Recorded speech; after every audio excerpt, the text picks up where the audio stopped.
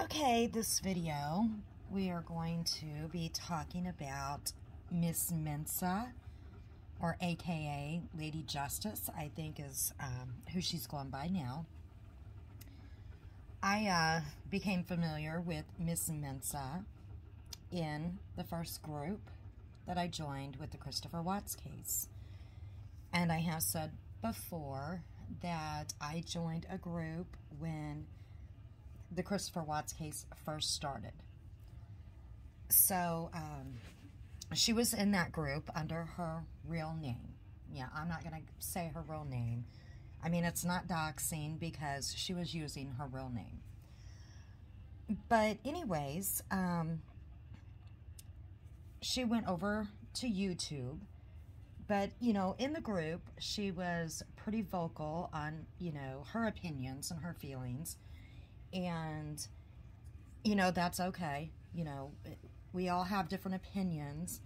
And her opinions, I did not share her opinions or her views. And, you know, we did go back and forth sometimes, you know, as well as others. But, you know, with Miss Mensa, she has some books on Amazon, okay, that she has wrote. She's done some other true crime books as well, but she's also done some on the Christopher Watts case. And she doesn't have the greatest reviews on them, but she done one, I just looked, and she done one as recently as May, you know, less than a year ago. But she is stuck with her same views, and that is fine, you know, and theories, you know. This was a crazy case, and when I say that, you know, it was the first case that I ever got involved in when it came to groups. I've said before that, you know, I would follow some documentaries here and there, or, you know, you watch the Lifetime movies and stuff like that, but I've really never followed any case until the Christopher Watts case. And I think all these, you know, creators on YouTube, I call it the Christopher Watts era. I don't know all of the creators, okay, on true crime or the drama community or whatever, but I call it the Christopher Watts era because that's when I came in, and they, you know, they were talking about Christopher Watts, and they moved on. Most of them are talking about other cases.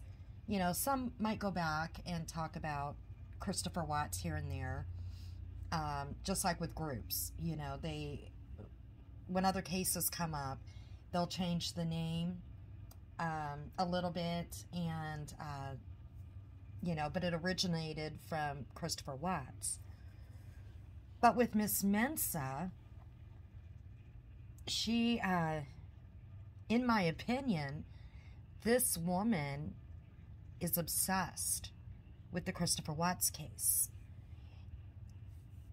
Her channel was taken down, I guess, you know, the Miss Mensa, and she came back with Lady Justice. Now, I would watch some of the Miss Mensa when she had the Miss Mensa. I haven't watched her videos in I can't tell you how long, and I won't. I just will not watch her videos anymore. It's been a very, very long time.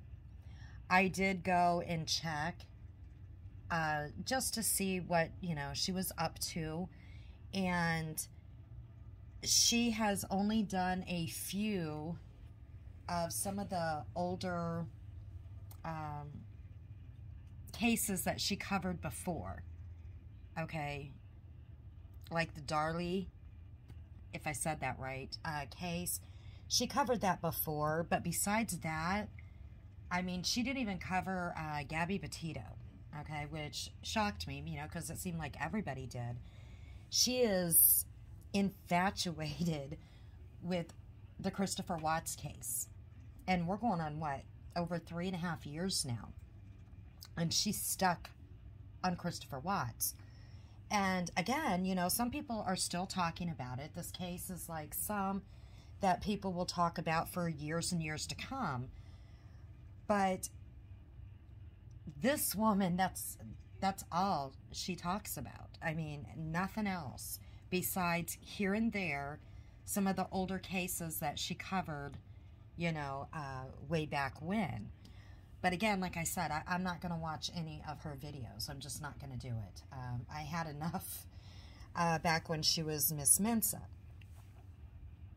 Now, I kind of liked, how she chose the name Miss Mensa.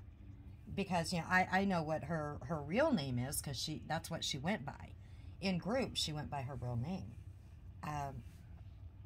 As a matter of fact, I did as well. A lot of people did, Back then, I didn't know, and a lot of people, that were new to this didn't know how crazy it was out there in groups, and, about all this doxing and all this craziness. But she was using, Miss Mensa. And a Mensa, it's a Latin word, okay? It means table. And it was, it came from, it was an attorney back in, I think it was 1946, if I'm not mistaken.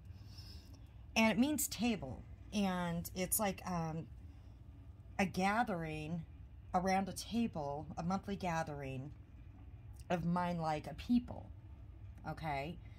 And what Mensa is very intelligent people. And it's an international group, and you have to pass a test, and not just any test. It's just not, it's a intelligent test, okay? And it's just not a fly-by-night IQ test that they give. I guess it's, it's got to be done properly.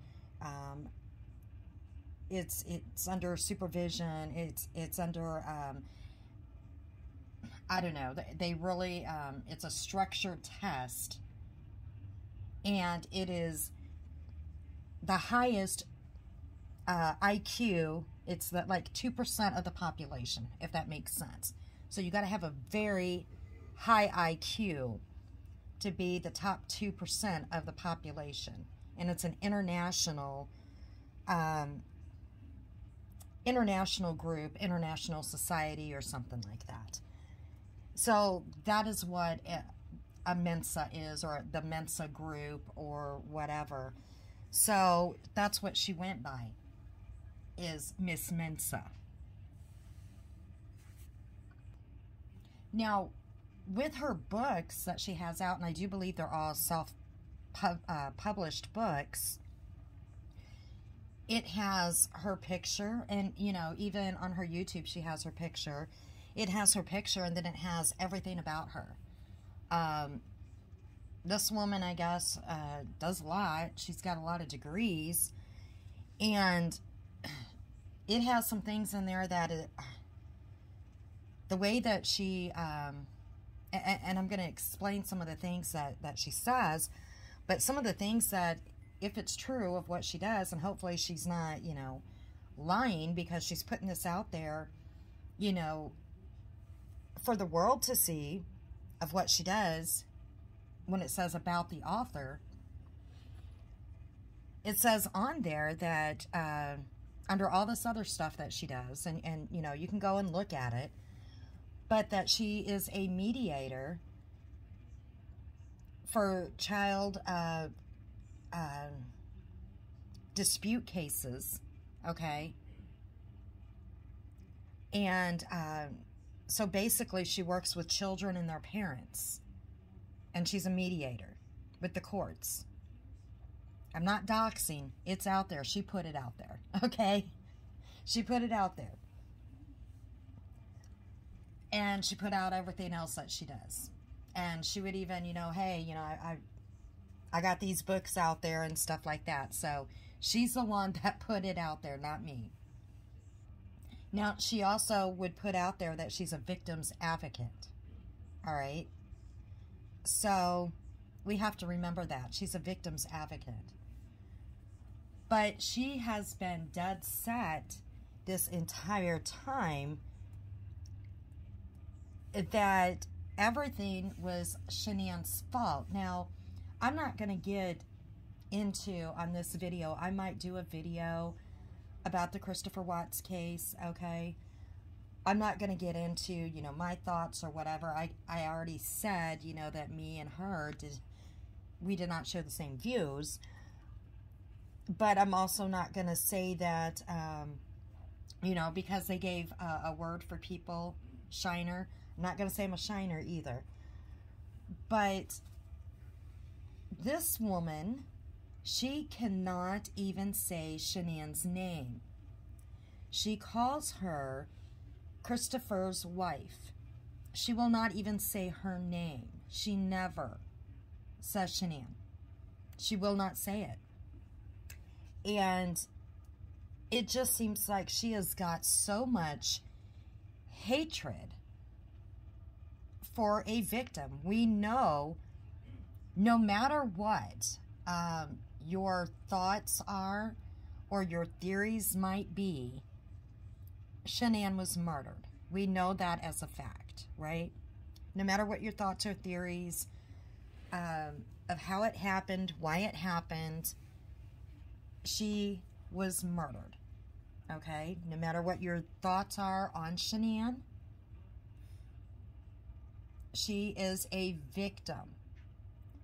And Miss Mensa is supposed to be a victim's advocate. But in my opinion, if she could open up that prison door and let Christopher walk out, she would do it. Okay? She would do it in a heartbeat. Now, when I was listening before, when she was Miss Mensa, and this was a long time ago, this woman, her theories, you know, one of them was that Shanann actually killed herself by hanging herself on her bedpost. Okay?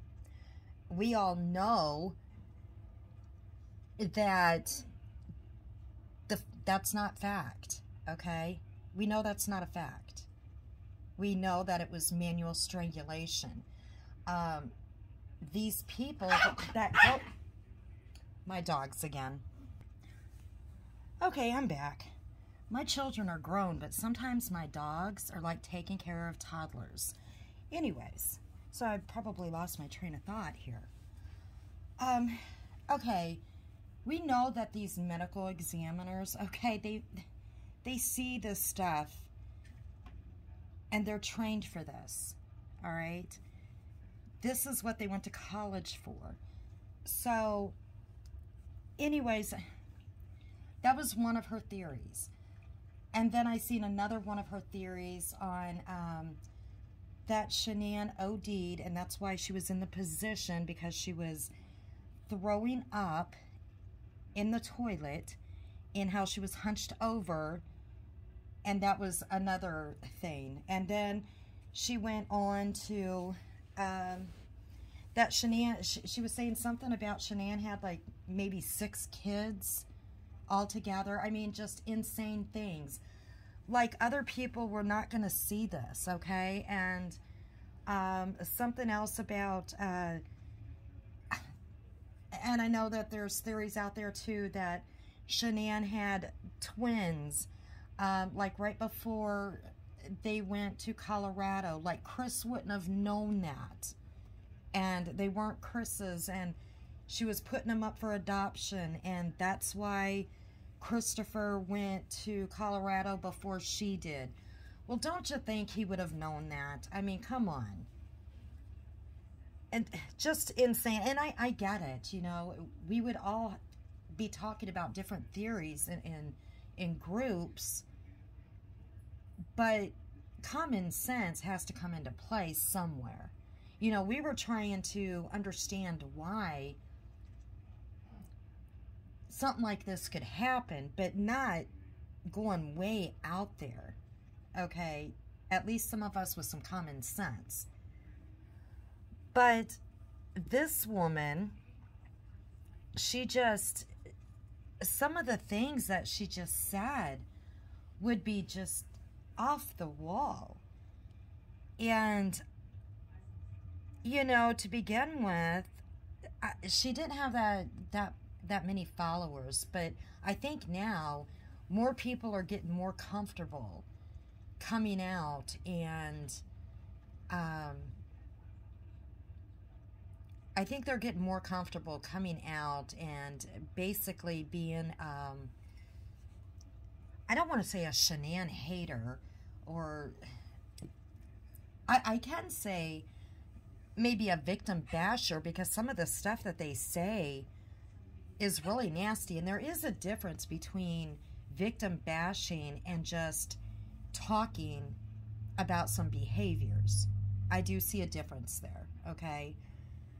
Because you can talk about some behaviors and do it with respect, but then you can sit there and bash someone and basically blame them for their own death, all right? But again, like I said, this woman cannot even say her name.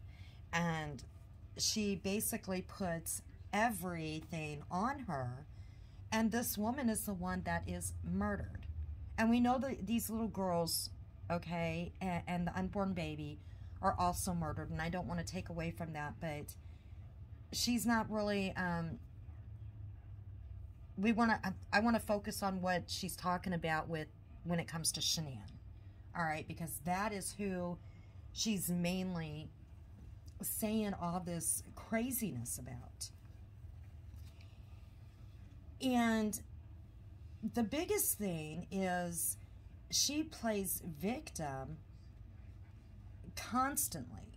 She says that people are attacking her and that, you know, she's an older woman, okay? I don't think she is much older than me, maybe my age or whatever, but, you know, all these people were attacking her. She's afraid for her life and all this stuff, but yet, you know, she's still putting out content. But, you know, people are taking her down, but she just keeps going on, and they're trying to shut her up.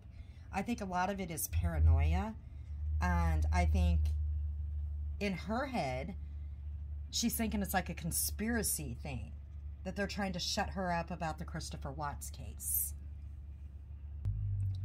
But when I was watching back when she was Miss Mensa, it was always about her. She would do little short videos before, and there at the end, she started getting some people up on panels. She finally got some people to follow her. But it was always, you know, short videos. I'm being attacked. You know, I'm just an old woman. You know, people are trying to take me down. And it was always playing victim, like she was the victim. And just some of the things that she would say was off the wall. And I'm thinking to myself, you know, it's kind of scary. If you are a mediator, all right, for children and their parents, and you're basing all of your information off of Shanann's videos and not really going by the discovery, and you're basing all of your stuff off of Shanann's text messages when she was very upset, rightfully so, because her husband is acting very distant, something she wasn't used to. Like I said, you have to, no matter what you think about this case, okay, or what your feelings were about Shanann, whether they be good or bad, because like I said, I might do a video later on and discuss the case, because that's where I got pulled in to begin with. But she's solely going off of videos of Shanann for Thrive, okay? And she's solely going off of maybe really not the discovery. And she is making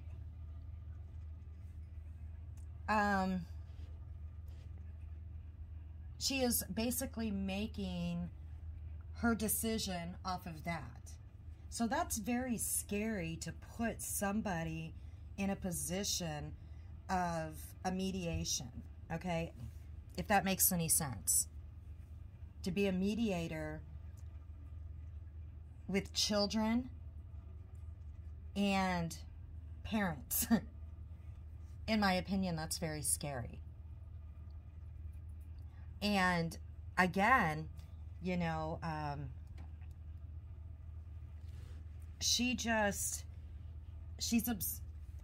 just going to say it, in my opinion, she is obsessed with this case. And I got this feeling that she's got this hatred towards a murdered woman. It's just my opinion. But she's got such hatred towards Shanann that she can't even say her name. She will not say her name. And she will point out every little thing, every flaw. And we all have flaws, right? We do. But every little tiny detail, and even made up stuff, okay? I mean, I found so many things that this woman just made up. And, you know, some people made videos that actually knew Miss Mensa personally, and they're basically saying, you know, she's not the person you think she is, but I'm not even going to get into that. But, you know, this is going to be kind of a short video because I didn't watch her. I haven't watched her videos for, oh my gosh, I would have to say a year. I just took a look to see if she was still going on and on and on, and she is, and it's still all Christopher Watts. It is still all Christopher Watts. I think it's been about a year. I'm not sure. You know, maybe a little less, but it's still, I mean, it's just strange that she hasn't covered anything else. Besides a few, like I said, a few of the older cases, she's done a few videos, but they're still just all Christopher Watts. And she takes the most vulnerable picture of Shanann, you know, that we've seen with Shanann no makeup on, where she was upset and crying, and she uses that as thumbnails. And she did that a lot on the Miss Mensa videos. She would use that over and over and over as her thumbnail. And people would ask, why are you using that picture? And she's like, because I want to. She used the most time when Shanann was at her lowest. It's like she wanted to take more digs at this woman who was murdered. You know, and again, no matter what your feelings are of exactly what happened, or, you know, what your feelings are on Shanann, she was murdered. And they proved that it was manual strangulation. I'm really glad that Miss Mensa did not cover the Gabby Petito case. I really am. Because what would she have said about that case? What would she have said about Gabby? Because, I'm sorry, she is not no victim's advocate. Okay, she's not. She's absolutely not. I mean, you can have your theories, and you can feel a certain way about videos that you've watched, and I get that 100%, because, you know, I wouldn't have been in the groups, and I had my own theories. You know, we're human, and we try to dig in to find out what happened. And, you know, we're still wondering, you know, there's still questions. This case, he took a plea so quick, and there's still questions, right? What really happened? Just like with the Gabby Petito case, you know, there's still questions that might never be answered. But with Miss Mensa, some of her stuff, I mean, it's just crazy behavior. And in my opinion, she has got hatred. I don't want to say jealousy, because, you know, people throw that word out there so much. You know, why would she be jealous of Shanann? Okay, she didn't know her. But then again, you know, why would you have so much hatred? I say it's more of an obsession, and I don't get it. But like I said, that's all she covers. She cannot move on to anything else, and you would think that she would cover some more cases that has happened, you know, especially with the Gabby Petito. But thank God, I'm saying thank God, she has not covered the Gabby Petito case. Because I'm sure she would have got a lot of backlash. She would have, with Gabby Petito, if she tried to cover that. But this is going to be kind of a short video because, like I said, I quit watching. I couldn't stomach it. This is one creator that I just couldn't, because I just seen a lot of obsession and a lot of hatred for a murder victim. And, you know, you can dig in and try to get theories, but when she was trying to put these theories out as really being facts, and it's just regurgitating over and over and over again, and we're going on, you know, getting close to the 4-year mark. And it's just the same thing over and over again, and you can only talk about it so much. And like I said, all the other creators are moving on to other cases. They might go back and talk about, you know, the Watts case here and there, but they've moved on. But this woman cannot move on, and she won't. It's the same thing over and over. So I'm going to end it on that. I know, kind of a quick video, but I won't watch any more of her videos. So we'll just catch you guys again on the next one.